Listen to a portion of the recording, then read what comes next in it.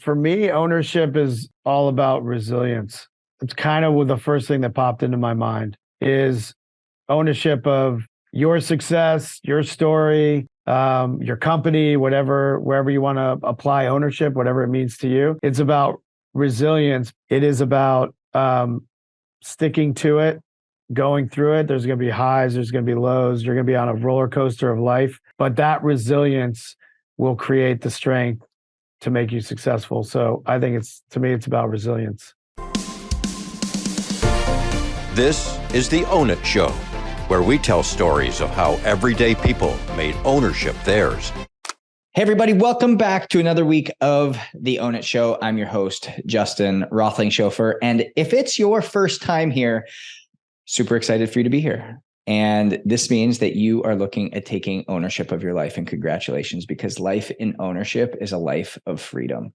And when we truly live free, it's a feeling that's undescribable and unrecognizable for a lot of people. And if you scroll back through all of the other shows that we've done, you'll find some that are just with me. You'll find some with myself and my wife, and you'll find some with myself, my wife, and some amazing guests. And so I encourage you and I invite you to go take a look at some of our past episodes and see how we can ultimately serve you as well. And if they are of interest and you are liking them, please comment, please share, so that we can continue to reach the people that are necessary. Today, we have an amazing guest and somebody that I'm really excited to have on, who is the epitome of ownership, has been able to create a brand not only for himself, but also for all of the clients that he works with, working with amazing companies like Ben & Jerry's, Alaska Airlines, Charles Schwab, OkCupid, and amongst a slew of others. Whoop is one of those, and we'll talk about that a little bit as well, as we talk about his integration of ownership through the wellness space and what he's been able to ultimately do from not only just a recognition standpoint, but the way that he lives his life, the way he operates, and the essence in which he garners. And so, Jason, it's a pleasure to have you on board, and I'm so happy that we're going to be able to share your story and your knowledge and your wisdom with our audience. Well, I'm glad to be here. Thanks for having me, Justin. I'm psyched. Absolutely. I'd love for you, Jason, just to kind of give us a 5-minute background on you, because I know, like, looking at this, and when you come back and you kind of go through and being named 2021 CEO of the Year, a recipient of 4A's 100 People Who Make Advertising Great, you've got all of these accolades, and it's like, okay, cool. People see this as like a stamp, and people are like, hey, I've made it. I've done something. Like it's like bump my chest kind of thing. But what did it take for Jason to become this person, for Jason to get to this level? And what did you have to go through in order to find this? Well, that's a pretty broad question, but I like it right off the bat. I always had that entrepreneurial blood in me. I got very lucky as I was a kid, I sort of decided I was going to go into advertising, and I was like maybe 14, 15, and I said, this is the track I'm going to go in. And the podcast obviously is the Own It Show. And so what does that mean? You could take that in a lot of ways, but as a young kid going to college, majoring in economics because my parents didn't really understand what advertising and marketing was. I did it for them. They paid for it. So I decided, hey, I'm going to do that. And as soon as the day I graduate, I'm going to go work. The way I wanted to own it was to go work at a lot of other advertising agencies and really take note of how the culture made me feel, how they interacted with clients, how I was managed, what leaders really inspired me, what leaders didn't inspire me. And I really kept a journal through my, years of working at different places, knowing that one day I was going to have that entrepreneurial bug and start my own thing. And so I was really studying the craft and learning a lot of different aspects of it, but also not just studying the craft and putting in my 10,000 hours, but also studying leadership and culture and what that means. And so about 15 years ago, started an agency with some other folks, and that's Mechanism, which is still the agency we run today. And that was really, that learning helped propel me into feeling like I could own it, knowing what kind of culture I wanted to create and what agency I wanted to start. And then we, started the agency, and I could go on forever about things that we, fucked up on and things that we did great. And, it took years and years to build the thing. And we pivoted the company many times based on the changing market and what we were offering. And, even now we're changing the company yet again. So I don't know if that answers your question. I just, my story is I knew what I wanted to do. I learned from others what I wanted to do and not do when I did it on my own. And then I went out and did it. And that's where I am today. And so, yeah, the accolades are nice.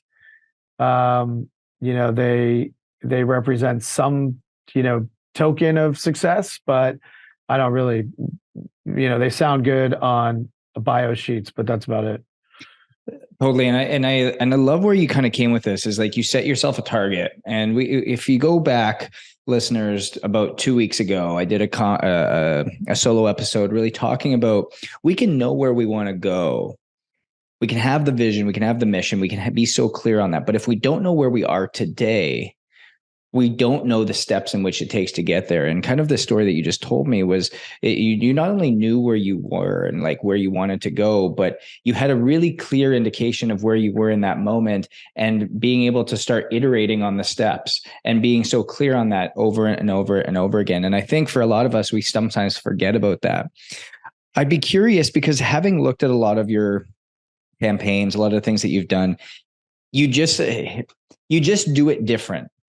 Yeah. And what I mean by that is, when you see greatness or you see excellence, the only way to explain what they do is they're just different.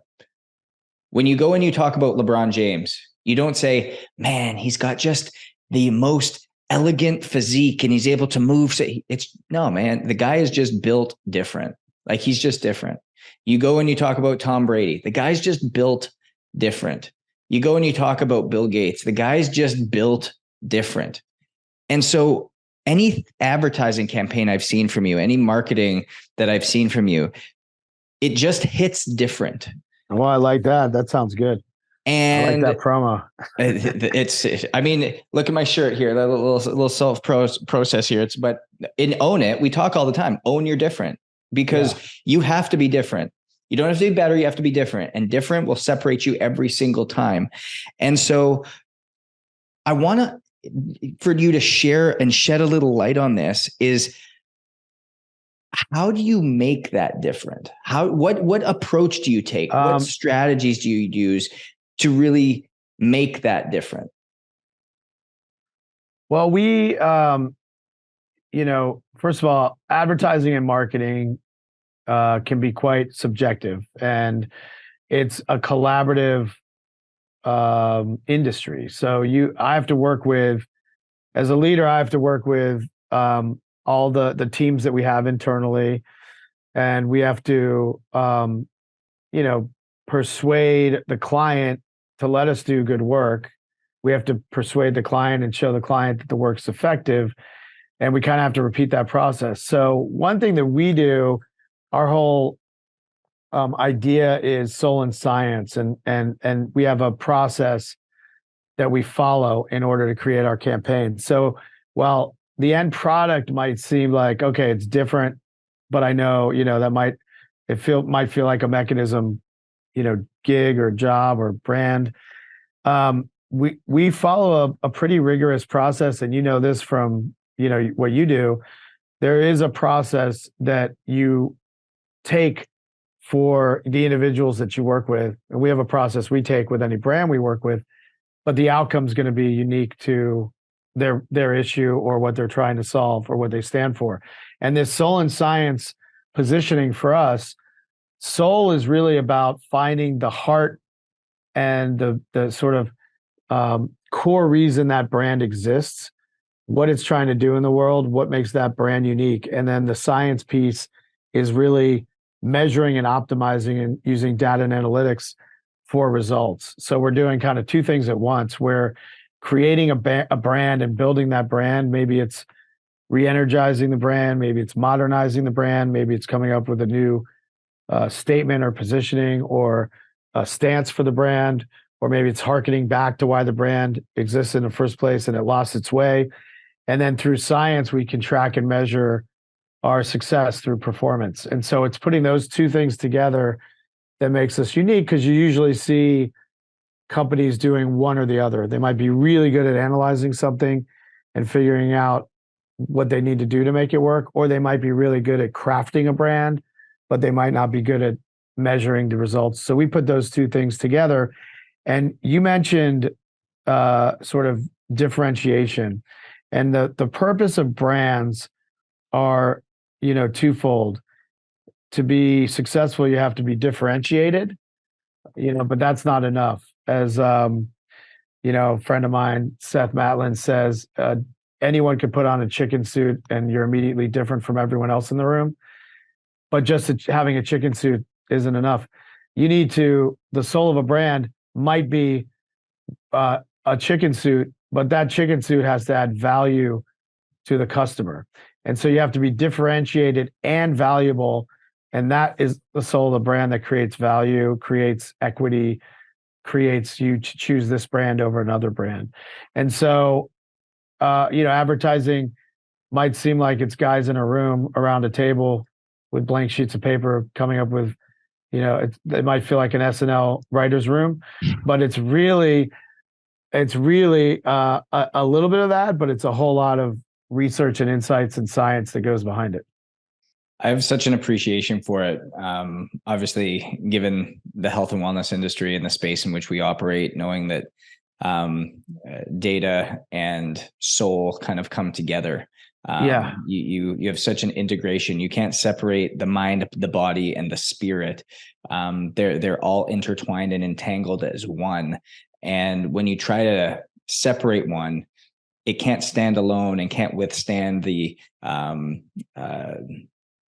world the way that one can when it's truly united. And so I really appreciate that. And listeners, it would be like doing your job and saying, all right, I'm gonna recommend you do X, Y, and Z, but then you don't have any of your data-driven methods to support it, and you're 100%. Not tracking it, and you're not showing the results. You're just saying, trust me. It'd be the same thing if you did a campaign where you just put it out there and everyone liked it, but you weren't optimizing it, you weren't changing it, you weren't tinkering with it along the way. It'd be the same thing. You can almost apply that to any industry. 100%. And I think the analogy is so great where, whenever we're standing up and talking to people, we say running your body like your business, and being able to, you would never go into an industry and all of a sudden make business decisions without having data to back it. And the same thing is with your health information. The same thing is with your sleep information. The same thing is with your nutritional information. The same thing is with your supplementation information. And now here we're talking about the exact same thing with your advertising, marketing, and business analytics that you are ultimately making decisions off of. And I just don't understand how we've gotten away for so long with just one or the other, just the soul. And I love how you break this down, just the soul part of it, of like, man, how many founders have you come across where they've just run on pure soul for a long time of like, this is my mission, this is my vision, this is what I want to do. But then you're like, hey, like, what's your conversion rate? And they're like, 100%. Yeah, right. Exactly. Is that mission working for you or not? And I think, when we started, we ran way more on gut and instinct. And as we matured as a company and got bigger brands, we really relied on the data-driven approach to inform the next idea and the next way we were going to market. And it's been, transformative. You got to have both, and you often see one or the other, but they have to work together. I want to talk a little bit about this soul component, because soul is such a it's a deep and spiritual word, and it hits me pretty heavy because I'm a firm believer that our soul is alive, that our soul is something that we're actually living with, and we're just having a human experience. And oh wow, now we're getting into afterlife. We're touching on afterlife. You think that? Oh yeah, after I mean, I already know it's very spiritual. That energy goes on. You think? 100%. I already know Yeah. my soul is going straight to heaven and giving Jesus a big high five at the Golden Gates. But Hell yeah, it is. but I want to talk about this soul component. When you talk about, and I think this is, to be honest with you, as we've dug into this, this is a part of the campaigns that I've seen you run and seen you do that might be the different area to this, is this soul aspect. And so when you're working with a founder, a business, a company, and you're trying to get them to pull out this soul component, that what makes them different, what makes them tick, what makes them unique, how do you do that? Or what questions could you kind of make aware to our audience that they could kind of realize that what pulls that soul out of that business that makes the end result so unique? Well, I think, when we talk about soul, you hit on it really well, because it's really the spirit. It's really the spirit of a human being. It's also the brand or the company that is, personified in a way that is, you have to act and behave like a human being to be a successful brand today. 68%, there was a Kantar survey recently that 68% of consumers expect brands to live their values. If you're expecting a brand to live your values, their values, then that brand inherently has to behave like a person that have values, and then to behave according to those values. So you really have to get in the headspace of the people running the brand, or the owner or the founder, on what are the company values, how is it differentiated, what is the spirit of the company, how do you want to be perceived, are you living those values? You can't, there's a lot of examples of companies putting something out into the world of what they want, how they want to be perceived, but then they're not treating their employees the same way. And so that has to be reconciled. You have to, has to go all the way through the company, and the culture, the employees, the brand, the product, and then out to the consumer. And so I feel like advertising agencies, just like what you're doing for people in your space, advertising agencies are important because we're the voice of the end consumer. We have a different perspective than people do that are inside the building. When you're inside the building and you're thinking about the goals you need to hit so you can get your end of year bonus, or so you don't get fired, depending on how, the CEO is running the company, or the shareholders or board, they have a perception inside that might be different than the outside perspective. And we come in as the outside perspective, saying your spirit or your soul to us is this way, but the story or your background or the way you were created or your purpose that you're trying to serve is something else. And we have to reconcile that, but we're able to come in with a different perspective, which is what the outside view, why that's valuable to have an agency with a different perspective than just trying to do it all yourself, because you're caught in different parameters when you're inside a company or a brand. And so questions that we ask, we'll do a lot of workshops, we'll get all their documents, and then we'll sit down with key stakeholders and just ask them, separately and then together, what the brand means to them, why their customers, will do research with their customers, why the customer likes or doesn't like the brand, what it can improve on, what it stands for. We'll do social listening on what people are saying out there about the brand. So we'll do a lot of different components, both from sitting down with the decision makers to finding out what the consumer really thinks, and then we'll try to come up with a strategy, of which we'll then come up with work from the strategy, and the strategy will be where we think the brand is and where it needs to go, and what you're trying to change, what you're trying to become, what you're trying to change, or what you maybe need to reinforce, or things that you shouldn't be talking about that you are talking about. So there's kind of a lot of pieces to it, and every situation, every brand has a different issue or a different set of circumstances that we need to work through. What have you seen from some of your best work that you were able to connect and pull out of the founder, the CEO, or the executive that was really kind of driving that? Well, one thing that we always try to get across is that a lot of people, when they market, they want to say, this product is the best for you because X, Y, Z. A lot of information, reasons to believe, they call it RTBs, that support their brand promise or what they think their brand promise is. And when you advertise around reasons to believe, you're immediately sort of losing your listener.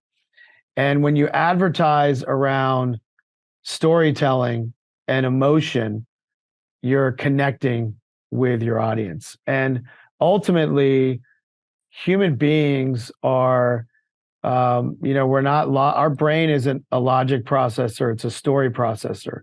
And so things that are memorable are storytelling techniques, and telling a story for your brand and how you want to market it. It's not about just facts and figures and logic. And that's separate from data, which we talked about. Data is like the measurement component of what you're saying. Is it resonating? Is it converting sales? Is it driving downloads? Whatever you're trying to accomplish.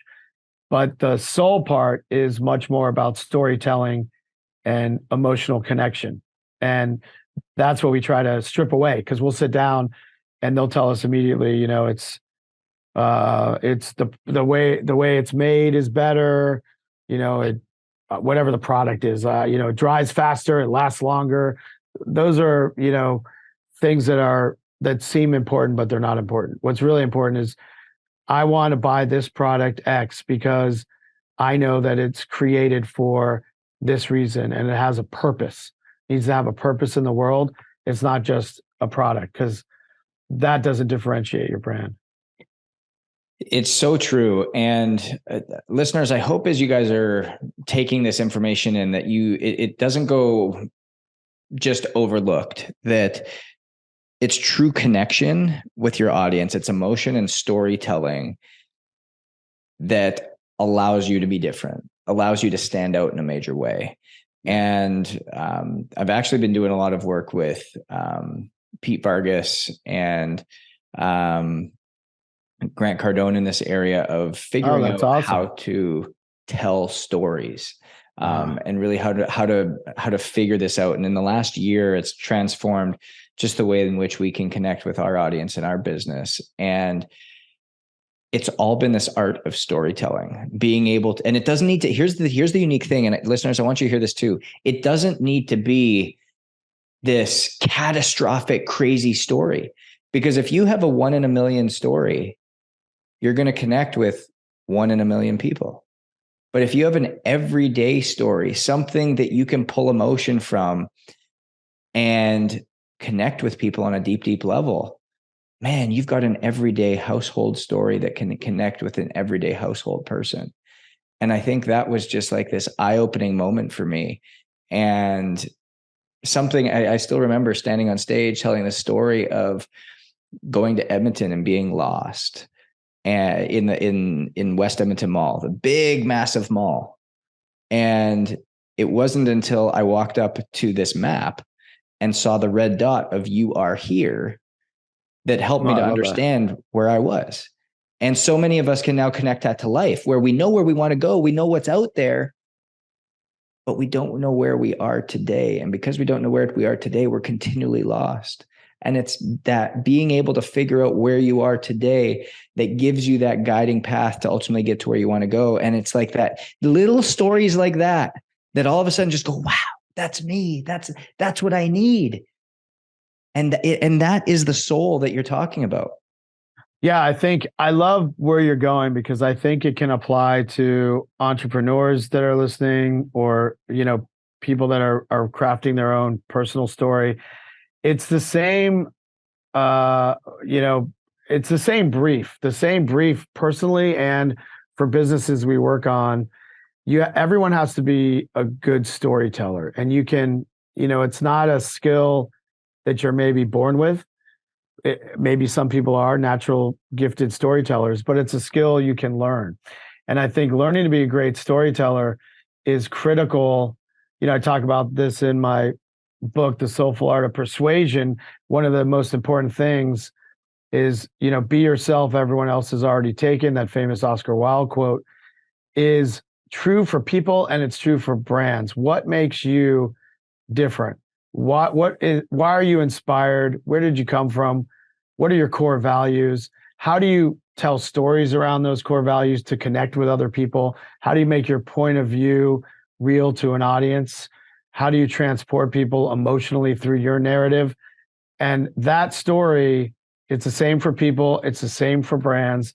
Those stories will make you successful. And if you tell it in an entertaining way, if it's clear, simple, where you came from, why you started this business, why it's important to you, that's how you're going to connect with your audience. And back to the beginning of the conversation, my story in my entrepreneur career was interesting in where I was and where I wanted to get to. Before you can even craft your story, you need to figure out where you want to go. You need to figure out where you are. And then you need to map out how to get there. You want to start with the end state that you're trying to achieve, look at where you are, and then figure out the steps to take you to the story you're trying to achieve. And it's the same thing for people and brands. And learning to craft your narrative, write down your narrative, understand your narrative along the way, that's ultimately what makes you you. There was a very minor point that you just said in there that I want to highlight again. Write down your story, because I always considered myself to be very clear on what my story looked like. And it made total sense in my brain. I could literally chart it all out. But when all of a sudden asked to speak about it, it didn't come clearly. It didn't come concisely. It didn't come and flow. It was choppy, and my memories would get all jumbled. And it wasn't until I started to write things down that all of a sudden little details that I hadn't remembered in years all of a sudden started to come out, and little stories that actually connected with people deeper than the story that I had most forward in my memory was actually there. And that is the coolest thing. I still remember Rich Wilkerson. If anybody's out there, look up Rich Wilkerson. He is one of the best storytellers I've ever come across. He's the pastor at our church here at VU in Miami. And he was talking about again, perception of stories and how no memory is actually 100% accurate. Oh, and what I actually read in your book, if you haven't read it yet, definitely, I'll put this in the show notes as well, guys, but definitely pick up a copy of his book, The Soulful Art of Persuasion, because it is so good. And just the way that he articulates everything makes it so easy to understand. But going back to Rich's story, is he was a kid up on the monkey bars having chicken fights. And he owned this guy, and he threw him down to the ground. And as he was throwing him down to the ground, he grabs Rich's pants and he pulled down his pants, and he was hanging there. And in his memory, that's it was one of the most embarrassing things he's ever had happen to him in middle school, blah, blah, blah, blah, blah. And then all of a sudden, 20 years later, he meets this guy. And he's like, "Oh, Tony, how are you?" And he's like, "Rich, how are you?" And he's like, "Dude, I remember back in middle school when we were having chicken fights and that guy pantsed you and you just hung there." He's like, "Dude, that was so rad. That was so bold of you, courageous. I wanted to be you ever since I saw you that day. Just man, I wish I had that guy's confidence." And so the perception in a story of connection, Rich was like, "Man, that was demoralizing to me, right, petrifying." But to somebody else, it was inspirational and "Man, I wish I had what that guy had." And so when you start writing down these stories and you start making them really clear for you, you all of a sudden start being able to figure out, this goes to the data piece, what resonates with your audience, what matters, what connects, what really is able to be relatable.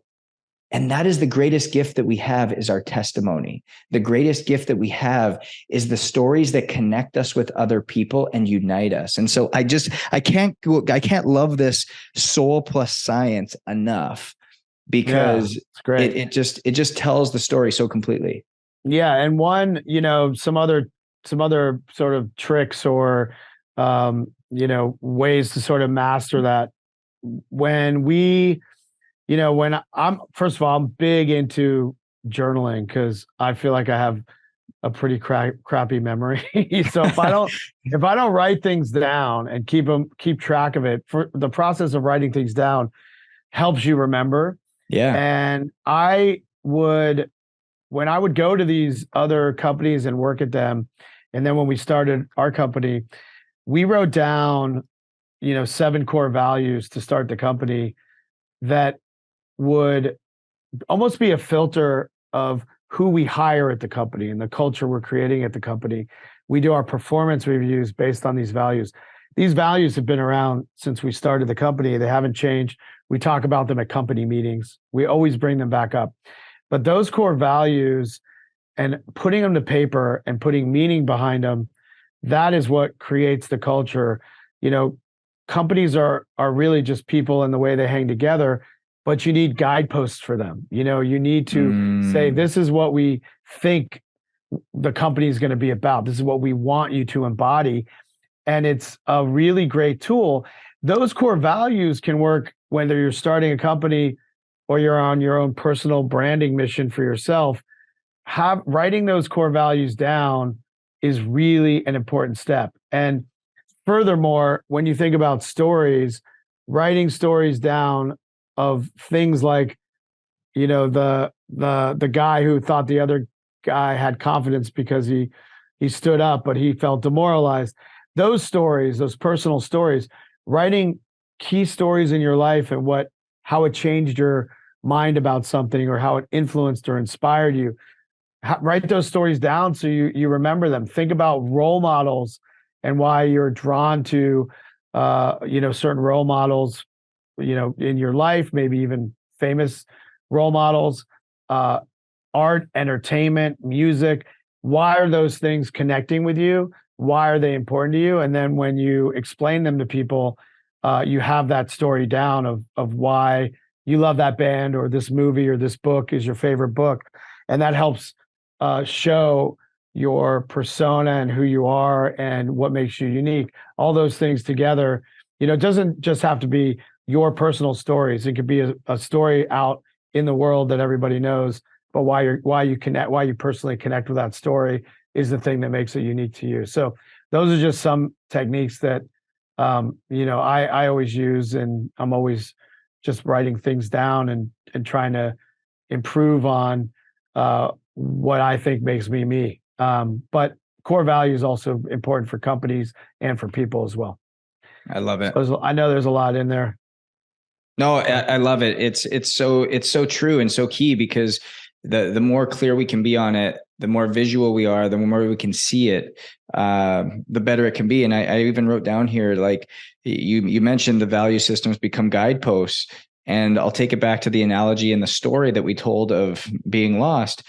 They're just the posts that continually tell you, where am I? Where are you? And it brings you back to that. It allows you to see, hey, am I actually following the values of systems of where we want to go? Or am I lost? Am I deviated? And I need to come back to, okay, where am I right now? What am I following? What am I not? What am I embodying? What am I not? So that we can, again, course correct to make sure we're continually going to where we want to go. I love that. And that filter helps you make decisions. Yes. If you don't have that basis, you're kind of you're ping-ponging around, pinballing around, making decisions.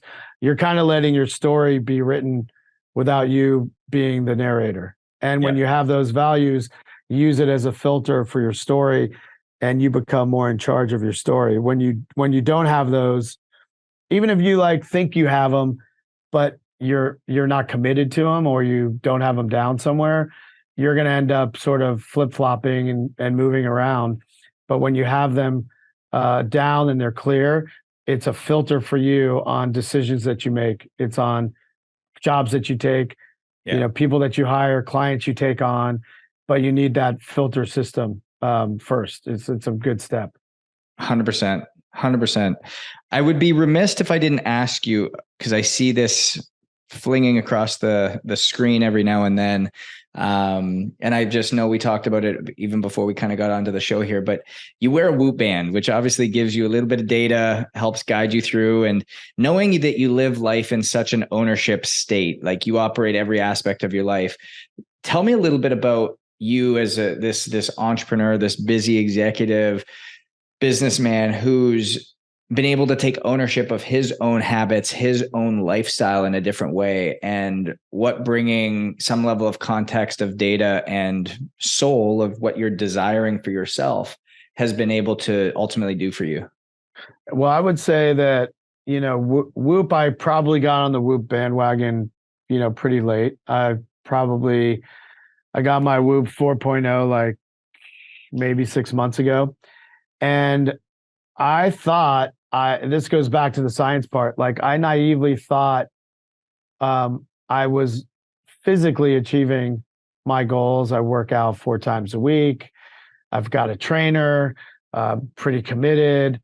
And then I got this device. Where do you go? Dog Pound? Is Dog Pound your spot in Tribeca? No, I have a trainer that comes to the gym I have at my apartment building. But I love Dog Pound because it's right across the street. Actually, I've been there a few times. But that actually having the data, it's back to like I had the soul without the science part. And what Whoop allowed me to do, it doesn't have to be Whoop, however you want to track your goals. It showed me that I was working out I was getting a lot less sleep than I thought I needed.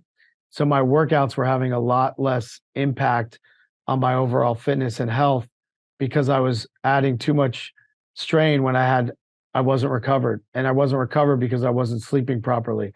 And having something tell you through data that you're not hitting your sleep goals and you can't have this much strain on your body the next day, that for me was a game changer. And it completely changed how many hours of sleep I get for recovery. Because you miss out on no days off. Like we have a sort of culture of no days off. Yeah. And work as hard as you can and live hard, play hard. But without recovery is just as important as beating your body up to make it, get stronger and grow. And recovery without, just working out without recovery is you're just kind of going on a treadmill, not moving anywhere. And with recovery and getting that proper sleep, your body is changing and getting healthier. So that was a game changer for me, like just complete game changer. And now when your podcast is Own It, now I'm like trying to own the data so I can become as healthy, physically, which relates to your mental health as much as possible. And so, it's been awesome. It's so cool. And for all you guys listening out there, this is a new mindset shift that you can put to this as well with what Jason just talked about. Is what he's actually talking about is extremely spiritual as well, where we think forever as entrepreneurs, as business people, that we have to work as hard as we can, grind ourselves to the bone, and then we deserve rest. Like we've earned rest, where instead we don't work to rest. We rest. We start with rest to work. Ooh, and like so that we can truly refill our cup so that we can go and empty it. And then we go and refill it again and we can empty it again. And it's exactly what it talks about in the Bible is we start with rest so that we can serve at the level that we want to serve and the level in which we're meant to serve at. I love that. That's great. Another game changer, if I can throw it in there for me, has been, I just started, look, what's the date? I'm 24 days into this, but one of my New Year's resolutions was I've always tried to meditate daily, and I have not successfully been able to do it. And I said, all right, this year I'm going to do, 15 to 30 minutes every day of meditation. I went to the New York Zen Center here, and I met with this Buddhist who showed me how to do it, and I have been doing it every day. To me, that has been. I really wish I started this earlier. I'm sure you do it with your clients, and it's part of what you do. But it has been the best thing it does when you talk about filling your cup and rest before you fill your cup. It slows time down so that you have that mental capacity between when something happens and your reaction to something happens.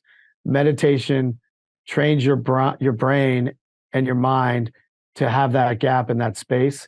And the way it slowed time down for me has made me a better leader. It's made me make better decisions. And I'm like, it's something I'm going to do forever. But I was late to the game because everyone always like, I can't do it. I can't sit still. I can't have my mind out. Everyone has excuses. Anyone can do this. You can start with 3 minutes a day. Anyone can do it. And it is a must have, I think, for, all the entrepreneurs and future and current leaders out there. It's been a game changer for me. I love it. I love it. Jason, for someone who so clearly lives in this space of ownership, both from the way in which you operate your company, the way in which you lead people, and the way in which you lead yourself, what would you say in a word or phrase is your definition of ownership? Ownership. I would say for me, ownership is all about resilience. It's kind of the first thing that popped into my mind is ownership of your success, your story, your company, wherever you want to apply ownership, whatever it means to you. It's about resilience because whatever you employ for your mental and physical health and whatever you're trying to build in, your brand, personal brand, whatever it might be, it is about sticking to it, going through it. There's going to be highs, there's going to be lows, you're going to be on a roller coaster of life, but that resilience will create the strength to make you successful. So I think to me, it's about resilience. I love it. I absolutely love it. Where can our listeners find more of you, Jason, if they want to seek you out for some of your soul and science work and actually hire you for their company, or if they just want to hear more of your voice and more of your guidance outside of your book and your business? Yeah. So, mechanism.com is my company. It's mechanism.com.